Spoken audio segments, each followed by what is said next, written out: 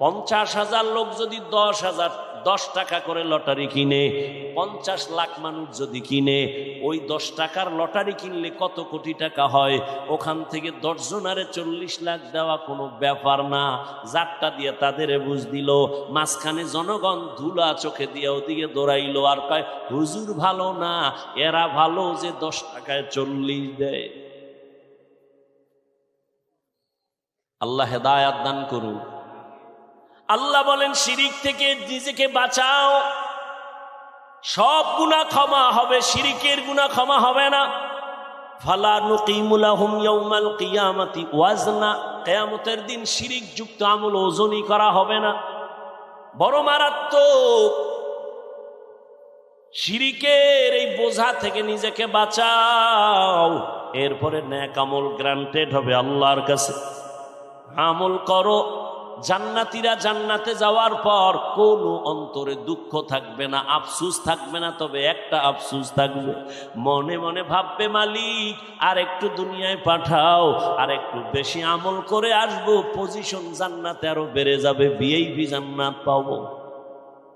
আমল বড় দামি, ইখলাসের সাথে আমল করো। আমল বড় দামি এক সম্পদ। ওই আল্লাহর বান্দি মনে আছেন, মুজায় পানি উঠাইয়া ওড়না দিয়া বেঁধে মুজা থেকে পানি উত্তোলন করে দৌড় কুকুরের পানি পান করায় দিল। কুকুরের পিপাসা নিবারণ হয়ে গেল। রহমতের নবী এই ঘটনাটা সাহাবায়ে কেরামদের সামনে শোনাচ্ছেন আর বলতেছেন, ও সাহাবায়ে কেরাম জানোনি, এই মহিলা জীবনভর গুনাহ করছে, কিন্তু কুকুরটারে পানি পান করানো মাত্র একটা গায়েবী আওয়াজ চলে আসছে।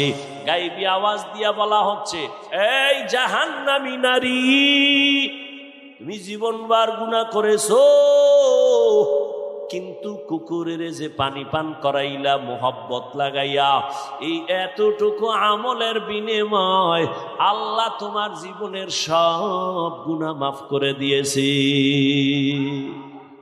আতিনা ফি দারে দুনিয়া না হাসান, আতিনা ফি দারে উকবা না হাসান, ইয়া গিয়াসাল মুস্তাগীসিন ইহদিনা লাফতিখারা বিল উলুমে ওয়াল গিনা।